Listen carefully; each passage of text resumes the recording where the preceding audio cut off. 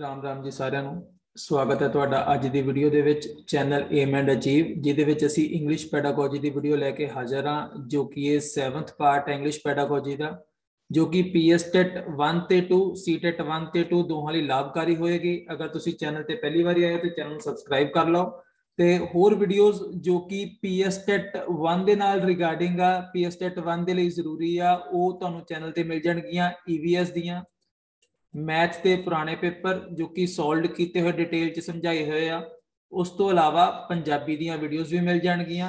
अगर तुसी Hindi language choose की है सीटेट लई तां हिंदी दी वीडियोज़ भी मिल जाएगियां। उस तो इलावा पीएसटेट 2 दे लई पंजाबी पंजाबी तो इलावा एसएसटी ते नाल साइंस दी वीडियोज़ भी तुहानू चैनल के उत्ते मिल जाएगियां। ठीक है जी, इंग्लिश पैडागोजी तां ये दोहां लई है ही जो तुहानू दस चुके हैं। सो शुरू करते हैं जी अज दी वीडियो। डिलीट कर दिए जरा सारा। सो पीएसटेट पैडागोजी है जी पहले ते दूजे पीरियड दे लई दूजे पीएसटेट दे लई ते सीटेट पहले ते दूजे दे लई। ठीक है जी। सो फर्स्ट क्वेश्चन है जी which of the following is true about comprehension. Comprehension लई इन्हां विचों किहड़ी चीज सही आ कि कंप्रीहेंशन दे लई for comprehension prior knowledge of the subject is required कि कंप्रीहेंशन सॉल्व करन दे लई उस सब्जेक्ट दी पहला नॉलेज चाहिदी आ या it is an active process in which the reader works to construct a meaningful message from a text या जो पढ़न वाला आ वो उहदे विचों एक मैसेज लभना चाहुंदा आ या learners decoding skills are not required कि लर्नर दी समझ नहीं चाहिदी कि वो मैसेज नू डीकोड कर सके। ये तां चाहिदी है, ये तां गलत है। Comprehension requires a learner to have a good vocabulary कि अगर कंप्रीहेंशन सॉल्व करना है या उन्होंने पढ़ना है तो लर्नर की वोकैबुलरी वधिया होनी चाहिए लेकिन जरूरी तो नहीं है। सो हुण कंप्रीहेंशन की नॉलेज भी जरूरी नहीं है क्योंकि असीं तां पैसेज दे विचों लभणे आ। सो सही की है ऑप्शन नंबर 2 कि ये एक्टिव प्रोसैस आ चलदी प्रोसैस आ जिहदे विच रीडर मीनिंगफुल मैसेज लभना चाहुंदा है टैक्स्ट दे विचों एक मैसेज लभना चाहुंदा। ठीक है जी, ऑप्शन है जी 2। क्वेश्चन अगला ये पुराने पेपर विचों सॉल्व कीते होए आ विचों कुछ नवे क्वेश्चन भी लए गए आ ते उस तो इलावा नाल नाल जो वखरे वखरे टेट दे विच क्वेश्चन आया वो भी ले गए आ। तुहानू पता ही है जी पुरानी वीडियो से अगर तुसीं देखदे हैं तां क्वेश्चन 77 जो इस हिसाब नाल साडा सेकंड क्वेश्चन आ वो है जी which of the following strategies is likely to be most effective to address a student's difficulty in pronouncing a particular phoneme। एक पर्टिकुलर फिनोम एक पर्टिकुलर अल्फाबेट एक पर्टिकुलर साउंड आ जिन्हों बोलण दे विच बच्चे नूं तकलीफ आ रही है तां असीं किहड़ी स्ट्रैटेजी यूज करांगे ताकि बच्चे दी उस डिफिकल्टी नूं दूर कीता जा सके कि बच्चे नूं लैटर वो जो हैगा है जिन्हों बोलण च डिफिकल्टी आ उन्होंने चार्ट च दिखा के कही जावे बोली चल बार बार बोली चल हो सकता है या मिनिमल पेयर एक्टिविटीज असी यूज करिए जिदा कि राइमिंग वर्ड्स पोएम ते सॉन्ग दे विच ताकि उन्होंने पता लगे। ठीक है जी। या एक इलस्ट्रेशन एक एग्जांपल दईए कि उस स्पेसिफिक पार्ट दस्या जावे माउथ दा कि बोली कित्थों जांदी आ या लर्नर नूं बार बार सुनाया जावे या बार बार सुना के उन्होंने कही जावे कि तू रिपीट कर। देखो सारे ऑप्शन ठीक हो सकते हैं लेकिन सब तो बेस्ट ऑप्शन है ऑप्शन नंबर 2 कि मिनिमल पेयर एक्टिविटीज यूज करो जिदा कि राइमिंग वर्ड्स हो गए हेयर देयर। ठीक है, ताकि उन्होंने उस फिनोम दा उस साउंड दा पता लग सके। तो 77 दा है जी ऑप्शन नंबर 2। क्वेश्चन नंबर अगला द मोस्ट इफेक्टिव अप्रोच मैं कहना थोड़ी जी स्क्रीन वड्डी कर लीए लो जी एक मिनट लो जी The most effective approach to promote language development in learners is that in which the teacher कहंदे कि जो सब तो वधिया अप्रोच आ कि लैंग्वेज डेवलपमेंट बच्चों के अंदर हो सके जिहदे विच टीचर की कर सकता है। ठीक है, हुण कि teacher provide constant feedback to those learners whose language usage is problematic यानी कि टीचर बच्चों को लगातार फीडबैक दिंदा रहे जिन्हां दी लैंग्वेज यूजेज सही नहीं है हो सकता है। टीचर उन्हां लर्नर्स दी एरर्स नूं लगातार पॉइंट आउट करे उस वेले हो सकता है। Chooses what errors to correct by primarily using contrastive analysis यानी कि वो देखे कि केड़ी गलती सुधारनी है केड़ी नहीं या लर्नर्स दे एरर नूं इग्नोर करे तो सिर्फ कंप्रीहेंशन ते ध्यान देवे। देखो ये तां गलत है। ठीक है, आ भी किसी ना किसी हद तक गलत है जो ज्यादा सही ऑप्शन है वो पहला है कि लगातार feedback Dave, constant feedback Dave जिन्हां दी लैंग्वेज यूजेज दे विच की प्रॉब्लम आ रही है। ठीक है जी, ज्यादा सही ऑप्शन पहला है। क्वेश्चन नंबर 79 आज का चौथा question, which of the following has given most important social interaction, most importance to social interaction in the theory of language development? इन्हां विचों किहने क्या कि अगर लैंग्वेज डेवलप करना चाहते हैं तो सोशल इंटरेक्शन, सामाजिक जो इंटरेक्शन है वो होनी चाहिए, वो है जी वाइगोट्स्की। 79 का है जी 4। क्वेश्चन नंबर 80, स्कैनिंग का मतलब की आ? Scanning means to read rapidly. देखो स्कैनिंग ਅਸੀਂ पढ़ के आए पिछली वीडियो ਦੇ ਵਿੱਚ, स्किमिंग भी करके आए हैं। स्कैनिंग का मतलब है कि तेज तेज पढ़ना, कादे लई? एक खास इंफॉर्मेशन लई, एक स्पेसिफिक इंफॉर्मेशन। ठीक है जी। क्वेश्चन नंबर 81 यानी कि आज का क्वेश्चन नंबर 6वां, CALP दी फुल फॉर्म की आ? तो CALP दी फुल फॉर्म नोट कर लो। Option number 2 cognitive academic language proficiency. Cognitive academic language proficiency 81 का है जी ऑप्शन नंबर 2। अगला 82nd question, which of these is not correct in grammar translation method? grammar translation method ਦੇ ਵਿੱਚ ਕਿਹੜੀ ਚੀਜ਼ ਸਹੀ नहीं है? ठीक है जी। Reading and writing are the main focus, की पढ़ना ते लिखना ये मेन फोकस है, ये हैगी आ जी। मतलब ये ऑप्शन साडा सही नहीं है उस हिसाब दे नाल जो ਅਸੀਂ क्वेश्चन ਦੇ ਹਿਸਾਬ ਨਾਲ ਗੱਲ ਕਰਦੇ ਹਾਂ। The sentence is the basis unit of teaching and language practice, कि जो सेंटेंस आ वो एक बेसिक यूनिट है पढ़ाउण दा ते लैंग्वेज नूं प्रैक्टिस करन दा, ये भी नहीं है जी। ग्रामर इज टॉट इंडक्टिवली या एक्यूरेसी इज एम्फेसाइज्ड। देखो ये सारियां चीज़ां कीतियां जानियां कि ਅਸੀਂ एक्यूरेसी ते जोर दिन्ने आ, रीडिंग राइटिंग ते जोर दिन्ने आ। सेंटेंस एक बेस हैगा आ, ठीक है, लैंग्वेज नूं प्रैक्टिस करन दा ते लैंग्वेज नूं सिखाउण दा। लेकिन जेड़ा सही नहीं है वो है जी ऑप्शन नंबर 3 कि ग्रामर नूं इंडक्टिवली टीच किया जाता है, पढ़ाया जाता है इंडक्टिव मैथड दे नाल, ये गलत है। ठीक है जी। Question number 83, to understand the complex meaning of a text. अगर ਅਸੀਂ ਕਿਸੇ ਟੈਕਸਟ ਦੇ ਕੋਈ ਚੀਜ਼ ਲਿਖੀ ਹੋਈ ਹੈ ਉਹਦਾ ਔਖਾ ਮਤਲਬ ਸਮਝਣਾ ਚਾਹਨੇ ਆ, which one of these is most helpful? ਇਹਨਾਂ ਚੋਂ ਸਭ ਤੋਂ ਜ਼ਿਆਦਾ ਕੀ ਹੈਲਪਫੁਲ ਰਹੇਗਾ? ਉੱਚੀ ਪੜ੍ਹना, चुप करके मौन रह के पढ़ना, या इंटरमीडिएट ठीक ठाक रीडिंग करनी, या बहुत ज्यादा एक्सटेंसिव रीडिंग करनी? यानी जो सब तो सही है जी साइलेंट रीडिंग करनी, चुप करके पढ़ो, मन दे विच देखो या मन दे विच सोचो कि ਇਹਦਾ मतलब की बन रहा है, मैसेज की मिलना चाहता है, ਇਹਦੇ ਵਿੱਚੋਂ की मैसेज देना चाहता राइटर। 83 ਦਾ है जी ऑप्शन नंबर 2। ठीक है जी। Question number 84, the main objective of teaching of second languages, second language पढ़ाने का मेन मकसद की है? कि बच्चा पढ़ सके अपनी एंजॉयमेंट दे लई, या बच्चा उस लैंग्वेज नूं जदों लोड़ पवे ते यूज कर सके अपने घट्टो घट डेली कामां दे लई। ठीक है जी। या क्रिटिकल थिंकिंग बन सके, इदां दी थिंकिंग कि वो होर पक्ष तो भी सोच सके, या जो फॉर्मैलिटी करनी होवे, कोई फॉर्मल सिचुएशन आवे, कोई अधिकारी नाल गलबात करनी होवे तां वो एक्यूरेट यूज कर सके। देखो जरूरी नहीं कि असीं भी लैंग्वेज सही यूज करते होवांगे, तां इहदा जो सही ऑप्शन है वो जी ऑप्शन नंबर 2 कि घट्टो घट जो डेली परपस दे लई लैंग्वेज यूज कर सके उहनूं वो तां आंदी होवे, ताकि अगर कोई मिल जावे बाहरला व्यक्ति ते ओहदे नाल गल कर सके, उहनूं अपनी गल समझा सके ते ओहदी गल समझ सके। ठीक है जी। Question number 85, the primary objective of teaching literature to elementary school learner is. एक एलीमेंटरी स्कूल दा बच्चा आ, ओनू असी लिटरेचर पढ़ाने आ, ओदा साडा मेन मकसद की आ, मुख कारण की आ? ठीक है जी। कि ओनू लैंग्वेज सिखाना चाहते असी लिटरेचर के थ्रू, लिखत के थ्रू, या असी चाहते कि जो लिखा होया वा ओदी एप्रीसीएशन करे, ओदी वाह-वाह करे, या ओदा इंटरस्ट बनाइए लिटरेचर दे विच, या ओदी क्रिटिकल थिंकिंग रखिए।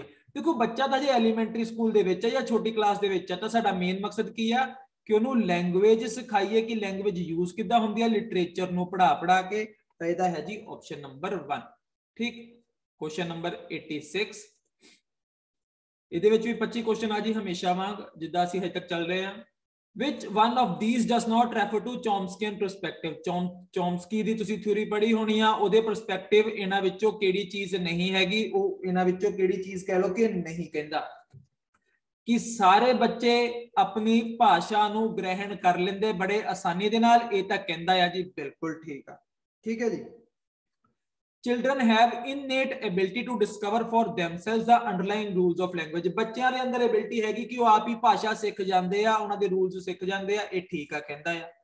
Children are biologically programmed for language, ਕਿ ਬੱਚਿਆਂ ਅੰਦਰ ਇਦਾਂ ਦੀ ਐਬਿਲਿਟੀ ਹੁੰਦੀ ਹੈ ਕਿ ਉਹ ਭਾਸ਼ਾ ਸਿੱਖ ਸਕਦੇ ਆ, ਬਿਲਕੁਲ ਠੀਕ ਆ। ਸੋ ਕੀ ਨਹੀਂ ਕਹਿੰਦਾ, imitation and practice are the primary process in the language development। ਇਹ ਕੀ ਨਹੀਂ ਕਹਿੰਦਾ कि बच्चा प्रैक्टिस नाल या नकल नाल सिखदा है, ये नहीं कहता। एक ही कहता है कि बच्चे अंदर एबिलिटी हुंदी है कि वो भाषा अपने आप सीख सकता है, और अंदर ये चीज़ां हुंदियां हैं। सो जो नहीं कहता वो है जी option number 3। Question number 87, which of these is not the principle of extensive reading। extensive reading दा इन्हां विचों केड़ा एक प्रिंसिपल नहीं है। learners read as much as possible। learners जिन्ना पढ़ सकते हैं उन्ना पढ़न। Reading is individual and silent. Reading कल्ले लई आ ते चुप करके पढ़नी चाहिए, मौन रह के पढ़नी चाहिए। The purpose of reading is for player, कि जो असीं पढ़ते हैं अपनी संतुष्टि लई पढ़ते हैं। या reading speed is quite slow. देखो पहले 3 हैगे आ, चौथा नहीं हैगा। उन्हें ही पूछा सी केड़ा नहीं हैगा, कि रीडिंग स्पीड स्लो या ज्यादा, वो कोई मकसद नहीं हैगा। रीडिंग असीं अपनी मर्जी ना करते हैं, असीं समझण लई करते हैं, कदी असीं तेज पढ़ते हैं ते कदी स्लो पढ़ते हैं। ठीक है जी। सो 87 दा है जी 4th। Question number 88, language laboratory is primarily used for language teaching too. जो लैंग्वेज लैबोरेटरी आ ये मेनली लैंग्वेज सिखाने लिए यूज की जाती है। किहनूं सिखाने लिए यूज की जाती है, कि बच्चे अपनी लैंग्वेज नूं इंप्रूव कर सकन, जनरली मतलब आम तौर ते लैंग्वेज लैसन नूं असीं ईजी ते इंटरस्टिंग बना सकीए। या थर्ड ऑप्शन है जी कि बच्चों नूं उन्हां दे एरर्स दा पता लगे कि गलती कित्थे करदे आ ते उहनूं सुधार सकन, रेक्टिफाई कर सकन। या टीचर्स दे काम नूं घट बर्डन वाला बनाया जा सके, यानी कि टीचर तो बर्डन हटाया जा सके। देखो सारे ऑप्शंस तुहानूं देखण नूं ठीक लगणगे, लेकिन उन्हें क्या किया कि लैंग्वेज लैबोरेटरी मेनली क्यों यूज हुंदी है, तो वो है जी ऑप्शन नंबर 3, कि बच्चों नूं उन्हां दी गलती दी पछाण होवे तां अपनी गलती दी पछाण के सुधार भी सकन। ठीक है जी। क्वेश्चन नंबर 89, मीनिंग ऑफ, सो 88 दा सी जी 3। Question number 89, meaning of a word is. किसे वर्ड दा मतलब यूनिवर्सल आ, मतलब हर जगह हमेशा इक्को जाया। कंटेक्चुअल यानी कि कॉन्टेक्स्ट दे हिसाब दे नाल, किसे चीज दे हिसाब दे नाल, किसे जो लिखी हुई है ओदे हिसाब नाल बदलदा रहिंदा है। या ऑब्जेक्टिव ते न्यूट्रल, नहीं जी न्यूट्रल नहीं बदलदा। या प्री डिटरमिन्ड यानी कि असीं पहलां ही सोचा होया। हर वर्ड दा मीनिंग हर गल दे नाल, हर कॉन्टेक्स्ट दे नाल बदल जांदा है जी। 89 दा है जी 2। ठीक, हर नहीं, मोस्ट ऑफ द वर्ड्स दा बदल जांदा। ठीक है जी। Question number 90, passive vocabulary means. Passive vocabulary दा की मतलब है, मतलब वोकैबुलरी बच्चे दे अंदर आ लेकिन बहुत पिछले माइंड दे विच आ, उहनूं पैसिव वोकैबुलरी कहंदे आ। सो कहंदे दा मतलब की आ कि बच्चा उस दे मतलब नूं अंडरस्टैंड दा करदा आ, समझदा तां है, लेकिन उहनूं यूज नहीं कर सकदा। कहंदे उहनूं ओहदे वर्ड दे मीनिंग बारे कुछ भी नहीं पता। इल दा ना कुक्कड़, यानी क्लूलैस ही है, कुछ भी नहीं पता। या बच्चा वर्ड नूं यूज करी जांदा आ ओहदे मतलब नूं जाने बिना, या उन्होंने मतलब तो पता है लेकिन उन्होंने बहुत घट यूज करता। देखो मैं की कहा सी कि उन्होंने पता तो हैगा या, लेकिन उहदे बैक ऑफ द माइंड किते हैगा, मतलब उन्होंने मतलब तो पता है लेकिन उन्होंने यूज भी करता, लेकिन बहुत घट यूज करता। सो 90 का है जी ऑप्शन नंबर 4। ठीक, अगले क्वेश्चन चलते हैं असी। The initial stage in the development of writing skill is. असी किसी बच्चे नूं सिखाना चाहुंदे आ लिखना, ठीक है, तो उसकी शुरुआती स्टेज की है कि फ्री हैंड राइटिंग अपने मतलब ना करे, अपने हिसाब ना करे, या कंट्रोल, या फ्री हैंड ड्राइंग कह लो, या ड्राइंग, या कंट्रोल्ड ड्राइंग, या एक्विटेंस विद रिटन वर्ड्स, यानी कि जो लिखा वा उस हिसाब दे नाल असीं उहनूं सिखाना, या इन्हां विचों कोई नहीं। देखो असीं चाहुंदे आ कि बच्चा लिखना सीखे।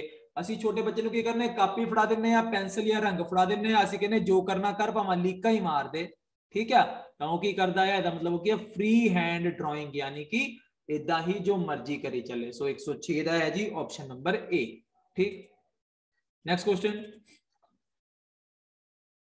What does scribbling mean. Scribbling दा की मतलब आ कि केयरफुली पढ़ना, बड़े ध्यान दे नाल पढ़ना, उच्ची उच्ची पढ़ना, राइटिंग क्विकली एंड केयरलैसली, तेज तेज लिखना ते बिना केयर दे लिखना, जिद्दां लिख हुंदा होई जावे, कोई राइटिंग दी परवाह नहीं, या स्टैमरिंग यानी कि अटकना। स्क्रिबलिंग का जो सही मतलब है वो है जी सी, कि क्विकली तेज तेज लिखना ते केयरलैसली जिद्दां मर्जी आए वो लिखी जाना। ठीक है जी। Next question, through silent reading, एक मिनट स्क्रीन थोड़ी जी छोटी कर लीजिए, हाँ जी, through silent reading the learners may become proficient in, कहते अगर बच्चे मौन रह के पढ़ते आ तो बच्चे कादे विच मुहारत हासिल कर सकते हैं। अच्छा, अगर वीडियो वधिया लग रही तो लाइक जरूर कर दियो, सबसक्राइब कर लियो चैनल नूं ते फ्रेंड्स नाल शेयर जरूर कर दियो, कुछ दसना चाहो तो कमेंट भी कर सकते हैं।